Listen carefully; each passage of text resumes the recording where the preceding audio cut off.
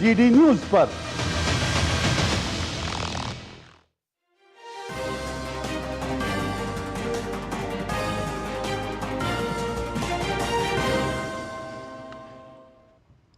नमस्कार, आप देख रहे हैं डीडी न्यूज। मैं हूं आंचल गुलाटी गुंबर। आगे बढ़ने से पहले एक नजर सुर्खियों की तरफ। लोकसभा में एंटी पेपर लीक विधेयक पर चर्चा के दौरान केंद्रीय गृह मंत्री पर राहुल गांधी के बयान से मचा हंगामा। किरेन रिजिजू ने कहा, बयान के लिए माफी मांगे नेता प्रतिपक्ष।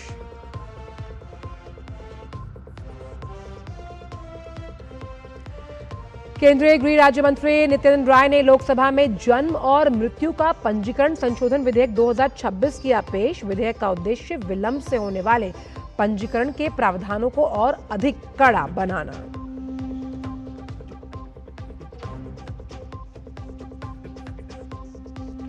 झारखंड में भर्ती परीक्षा पेपर लीक मामले पर भाजपा हुई आक्रामक। प्रदेश के भाजपा सांसदों का संसद भवन परिसर में प्रदर्शन। मुख्यमंत्री हेमंत सोरेन के इस्तीफे के साथ साथ की सीबीआई जांच की मांग।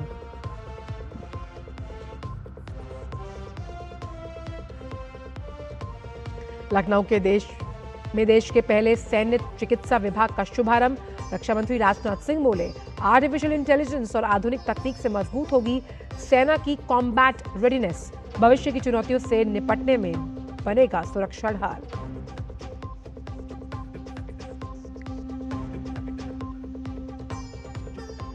और ग्लासगो राष्ट्रमंडल खेलों में आज भारत को मुक्केबाजी, वेट लिफ्टिंग और एथलेटिक्स में पदक की उम्मीद। 12 पदकों के साथ भारतीय दल शीर्ष 10 में बरकरार।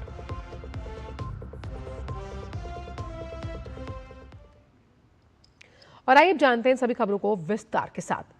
संसद के मॉनसून सत्र का 8वां दिन है। लोकसभा में आज पेपर लीक से जुड़े संशोधन विधेयक 2026 पर लगातार दूसरे दिन चर्चा हो रही है। हंगामे के बीच लोकसभा की कार्यवाही 12 बजे दूसरी बार शुरू हुई।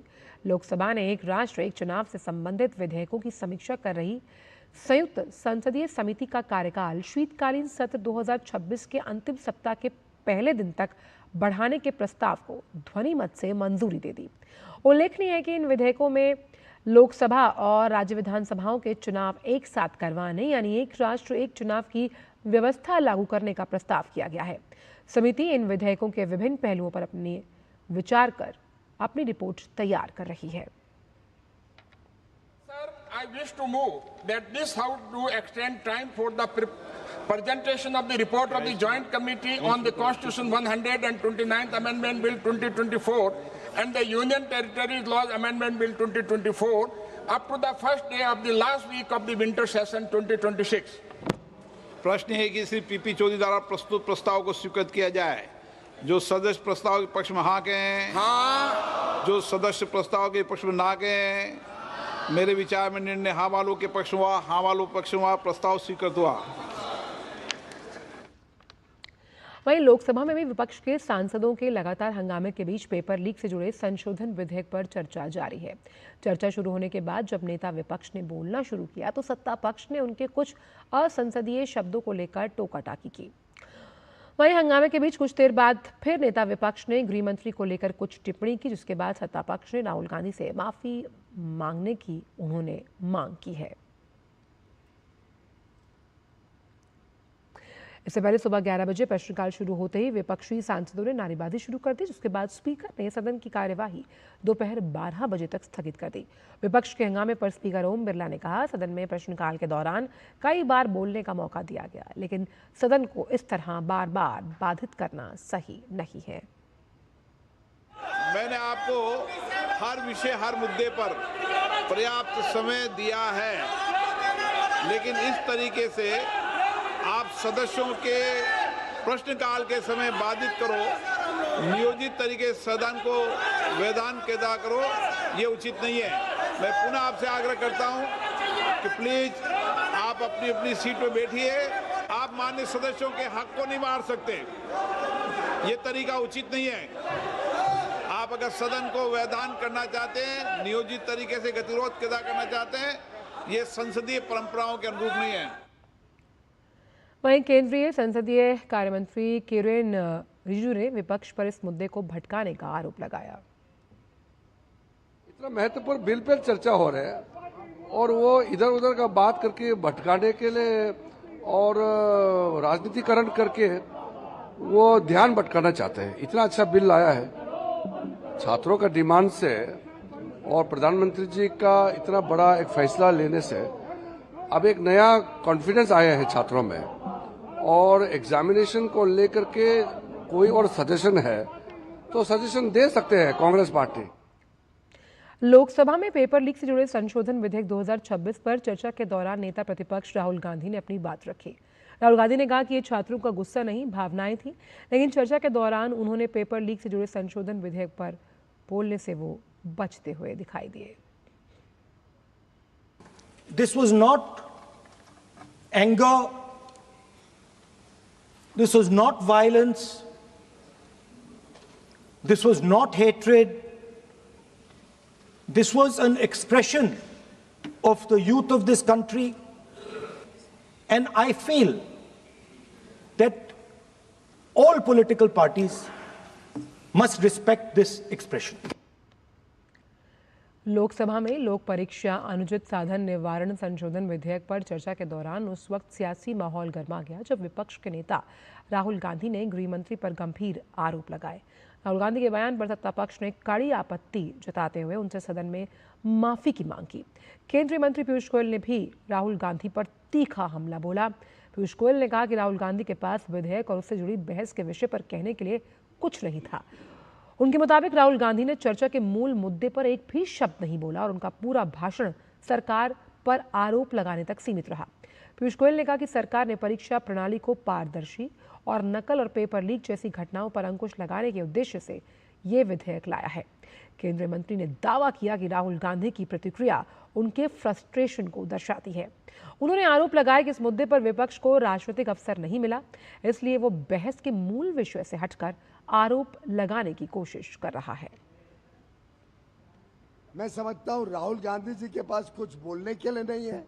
हमने देखा 1 घंटे से कोई विषय बिल के बारे में नहीं बोले, कोई विषय जो डिबेट से संबंधित हो उसके बारे में एक शब्द नहीं बोल पाए। झूठ का फुलंदा सिर्फ राहुल गांधी जी के वक्तव्य में दिखता है।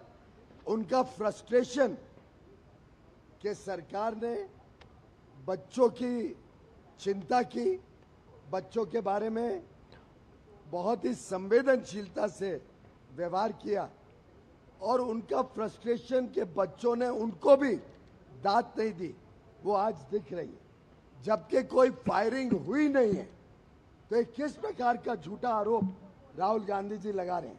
उन्होंने माफी मांगनी चाहिए, सदन में माफी मांगनी चाहिए, देश के साथ माफी मांगनी चाहिए। वहीं सरकार ने जन्म और मृत्यु के पंजीकरण संबंधी कानून में संशोधन करने के प्रावधान वाले विधेयक को बुधवार को लोकसभा में पेश किया। केंद्रीय गृह राज्य मंत्री नित्यानंद राय ने सदन में विपक्ष के हंगामे के बीच जन्म और मृत्यु का पंजीकरण संशोधन विधेयक 2026 पेश किया। हाल ही में केंद्रीय मंत्रिमंडल ने विधेयक को मंजूरी दी थी। इस विधेयक का उद्देश्य जन्म और मृत्यु पंजीकरण अधिनियम जो है उसमें संशोधित की धारा 13 सब क्लॉज 3 में और संशोधन करना है ताकि विलंब से होने वाले रजिस्ट्रेशन के प्रावधानों को और अधिक कड़ा बनाया जा सके। मौजूदा प्रावधानों के तहत यदि जन्म या मृत्यु का पंजीकरण 1 वर्ष से अधिक की देरी से करवाया जाता है तो इसके लिए डीएम, उपमंडल मजिस्ट्रेट अथवा किसी कार्यपालक मजिस्ट्रेट के आदेश की जरूरत होती है। से प्रस्ताव करता हूं कि जन्म और मृत्यु रजिस्ट्रीकरण अधिनियम 1969 का संशोधन करने के लिए विधेयक को प्रस्तावित करने की अनुमति दी जाए। चलिए मनिष्ठवाणी करके वहाँ काव्य चलिए आगे बढ़े, ठीक है।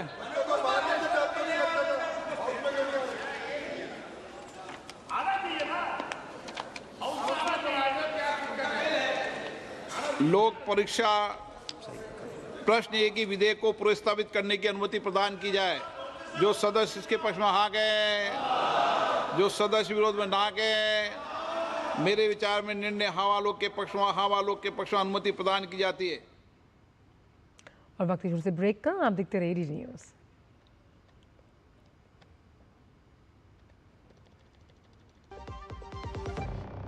व्यक्तिगत जानकारी के लिए ऑनलाइन अनुरोधों से रहें सावधान।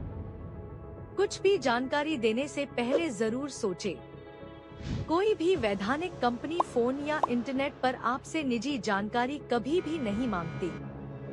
इसलिए ऐसे कॉल या ईमेल आने पर अपनी जानकारी देने से पहले समझदारी दिखाएं और सावधानी बरतें।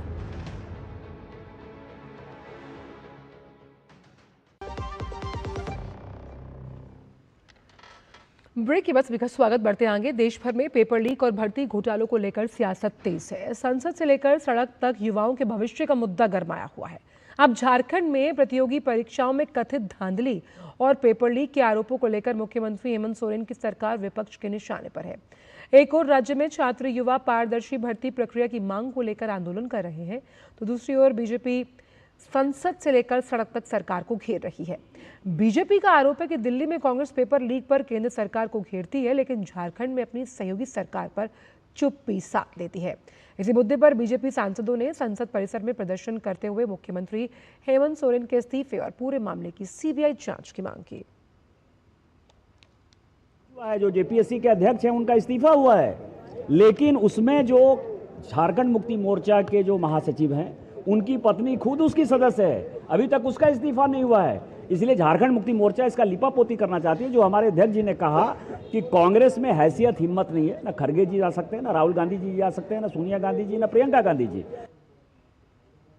झारखंड राज्य में कांग्रेस के समर्थन से उस राज्य में सरकार चल रही है और लगातार तब से लेकर के अब तक विगत 6 वर्षों से जो पेपर लीक परीक्षा के पूर्व चाहे उत्पाद सिपाही की भर्ती की बात हो, जेपीएससी की बात हो, सीजीएल की बात हो, जेएसएससी की बात हो, उत्पाद सिपाही की भर्ती की बात हो। उत्पाद सिपाही में तो दौड़ के क्रम में 19 बच्चे का मौत हो गया। कांग्रेस पार्टी वहां मुंह क्यों नहीं खोलती है? कांग्रेस पार्टी मुंह दबा के रखती है। कांग्रेस का झारखंड में मुंह बंद क्यों है? झारखंड मुक्ति मोर्चा क्यों जांच नहीं करा रही है? जो 19 बच्चे उत्पाद सिपाही में मरे हैं, उन बच्चों को कांग्रेस वहां पर मांग करे सरकार से कि 1-1 करोड़ रुपया उन बच्चों के परिवार को मुआवजा के तौर पे देना पड़ेगा। इस पूरे विवाद की सबसे बड़ी वजह जेपीएससी की 14वीं संयुक्त सिविल सेवा प्रारंभिक परीक्षा का परिणाम है। जुलाई 2026 में परिणाम घोषित होने के बाद बड़ी संख्या में अभ्यर्थियों ने चयन प्रक्रिया पर सवाल उठाए। छात्रों का आरोप है कि श्रेणीवार कट ऑफ सार्वजनिक यानी कि पब्लिक डोमेन में नहीं किया गया। उम्मीदवारों के जो प्राप्त अंक हैं वो तक जारी नहीं किए गए। ओएमआर मूल्यांकन प्रक्रिया में पारदर्शिता नहीं रही। अधिक अंक होने का दावा करने वाले कई अभ्यर्थियों का चयन नहीं हुआ, जबकि कम अंक वालों को सफल घोषित कर दिया गया। इसके अलावा परीक्षा एजेंसी टीएसआर डेटा प्रोसेसिंग की भूमिका भी सवालों के घेरे में है। हालांकि राज्य सरकार के निर्देश पर पूरे मामले की जांच सीआईडी कर रही है। जांच में कई गिरफ्तारियां हो चुकी और आयोग के पूर्व अध्यक्ष के आवास पर भी छापेमारी की गई है। वहीं झारखंड में भर्ती परीक्षाओं को लेकर विवाद कोई नया नहीं। कई भर्ती प्रक्रियाएं जांच के दायरे में हैं। अनियमितताओं के आरोपों के बीच आयोग ने हाल ही में 9 भर्ती परीक्षाएं भी स्थगित कर दी। झारखंड में पिछले कुछ वर्षों में कई परीक्षाएं विवादों में रहीं।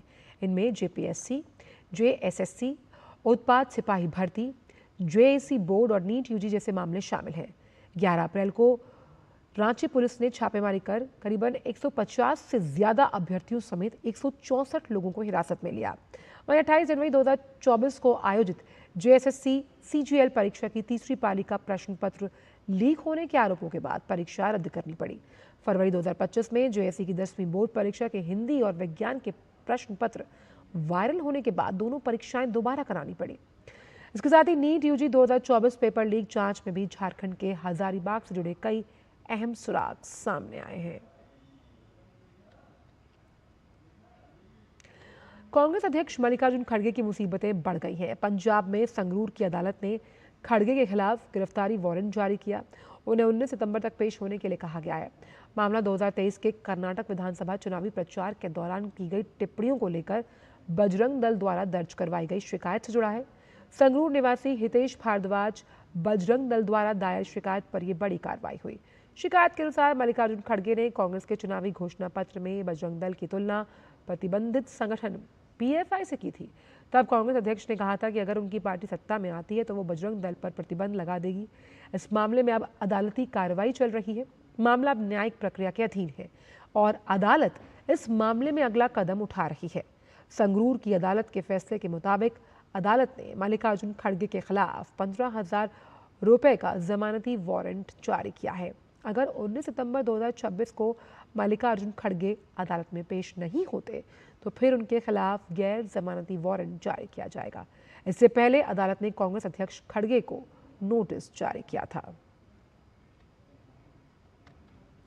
बिहार लोक सेवा आयोग की टीआरई 3 शिक्षक भर्ती परीक्षा पेपर लीक मामले में आर्थिक अपराध इकाई ने बड़ी कार्रवाई की।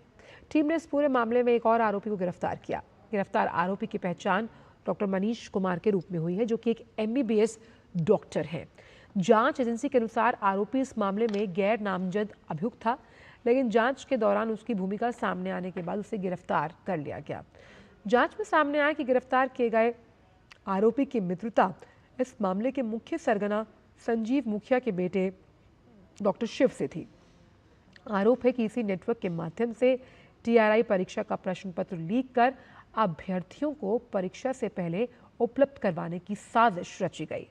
इस चर्चित मामले में अभी तक 30 लोगों की गिरफ्तारी हुई है। हालांकि मुख्य आरोपी संजीव मुखिया को पिछले सप्ताह कोर्ट से जमानत मिल चुकी है।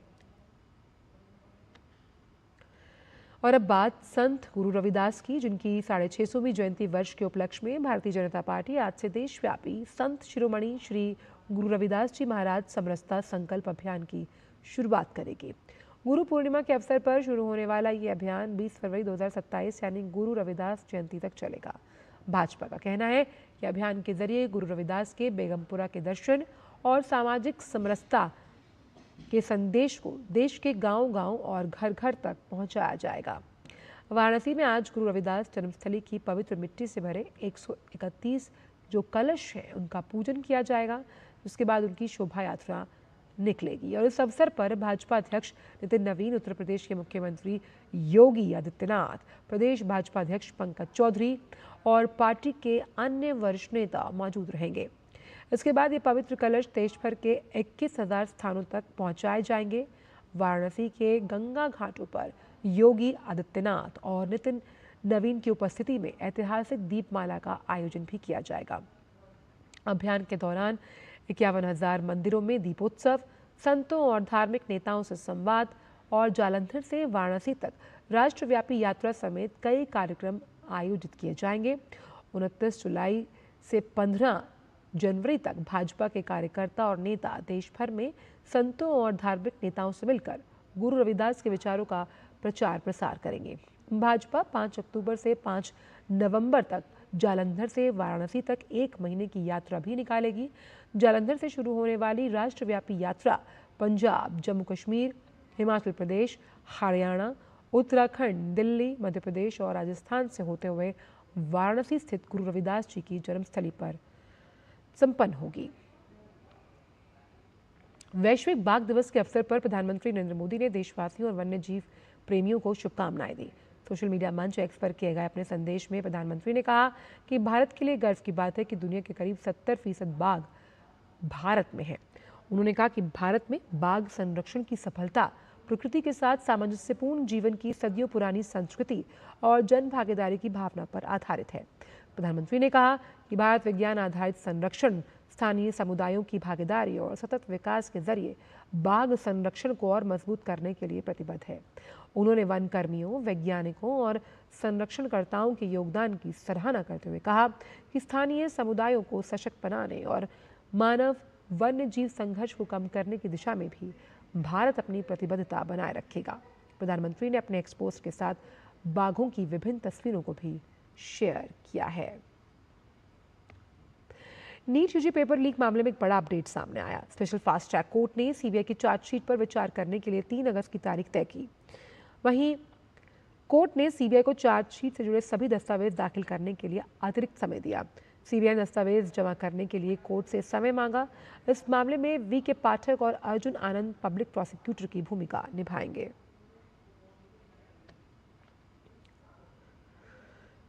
नीट यूजी 2026 पेपर लीक मामले में सीबीआई ने 13 गिरफ्तार आरोपियों के खिलाफ चार्जशीट दाखिल कर दी। आरोपियों पर आपराधिक साजिश, धोखाधड़ी, सबूत नष्ट करने, भ्रष्टाचार निवारण अधिनियम और लोक परीक्षा अनुचित साधन निवारण अधिनियम के तहत आरोप लगाए गए हैं। सीबीआई ने चार्जशीट में 360 गवाह, 422 दस्तावेज और 43 अहम साक्ष्य शामिल किए। सभी 13 आरोपी फिलहाल न्यायिक हिरासत में हैं। जांच एजेंसी ने 12 मई 2026 को मामला दर्ज करने के बाद 92 ठिकानों पर छापेमारी की और डिजिटल उपकरणों समेत कई अहम साक्ष्य बरामद किए। सीबीआई के मुताबिक पेपर लीक के स्रोत से लेकर लाभार्थी अभ्यर्थियों तक की पूरी कड़ी का खुलासा किया गया है। मामले में एनटी के फिजिक्स, केमिस्ट्री और बायोलॉजी के 3 विषय विशेषज्ञों समेत कई आरोपियों को गिरफ्तार कर लिया गया। जांच के दौरान आरोपियों के बैंक खाते, लॉकर और डीमैट अकाउंट फ्रीज किए गए। सीबीआई ने कहा कि मामले में आगे की जांच और फॉरेंसिक विश्लेषण जारी है और दोषियों के खिलाफ कड़ी कार्रवाई की जाएगी। दिल्ली पुलिस की स्पेशल सेल ने सीजेपी प्रदर्शन के दौरान एक्स पर कथित आपत्तिजनक और मानहानिकारक पोस्ट के मामले में एफआईआर दर्ज की। 6 जो ट्विटर हैंडल्स हैं उनकी जांच में शामिल होने का नोटिस भेजा गया है। पुलिस ने प्लेटफॉर्म एक्स को संबंधित पोस्ट हटाने या उनकी पहुंच को प्रतिबंधित करने का भी निर्देश दिया है। वक्त ब्रेक का, आप देखते रहिए डीडी न्यूज। व्यक्तिगत जानकारी के लिए ऑनलाइन अनुरोधों से रहें सावधान। कुछ भी जानकारी देने से पहले जरूर सोचें। कोई भी वैधानिक कंपनी फोन या इंटरनेट पर आपसे निजी जानकारी कभी भी नहीं मांगती।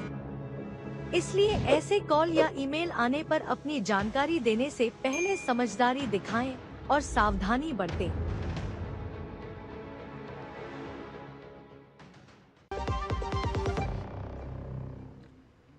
ब्रेक के बाद का स्वागत और बात करते हैं मौसम के मिजाज से जुड़ी हुई। देश भर में मानसूनी बारिश का दौर जारी है। कहीं ये बारिश लोगों के लिए राहत लेकर आई तो कहीं मुश्किलें बढ़ा रही है। मौसम विभाग के अनुसार अगले 4 से 5 दिनों के दौरान उत्तर पश्चिम और मध्य भारत में मानसून सामान्य से अधिक सक्रिय रहने की संभावना है। हरियाणा, चंडीगढ़, दिल्ली और पंजाब में हल्की बारिश हो सकती है। वहीं पूर्वी मध्य प्रदेश और विदर्भ में अत्यधिक बारिश का अलर्ट जारी किया गया। पश्चिमी मध्य प्रदेश और गुजरात में कल और 31 जुलाई को भारी बारिश की आशंका है। इस बीच ओडिशा में भारी से अत्यधिक भारी बारिश को देखते हुए मयूरभंज, सुंदरगढ़, क्योंझर जिलों के लिए रेड अलर्ट जारी किया गया और राज्य के अन्य 22 जिलों के लिए ऑरेंज अलर्ट। राज्य सरकार ने तैयारियां तेज कर दी और आपदा राहत दलों को तैनात किया गया। भद्रक जिलों में एहतियातन स्कूल आज बंद रहे। साथ ही लोगों से सरकारी निर्देशों का पालन करने की अपील की गई है। वहीं असम सरकार ने बाढ़ प्रभावित परिवारों के लिए कई बड़े राहत पैकेज की घोषणा की है। सरकार ने बाढ़ में जान गंवाने वाले लोगों के परिजनों को 4 लाख रुपयों की अनुग्रह राशि देने का फैसला किया। इसके लिए बाढ़ से हुई मौतों के मामलों में पोस्टमार्टम की अनिवार्यता खत्म कर दी गई। वहीं जो लोग 30 दिनों से अधिक समय से लापता हैं उनके परिवारों को भी निर्धारित प्रक्रिया पूरी करने के बाद 4 लाख रुपए की सहायता दी जाएगी।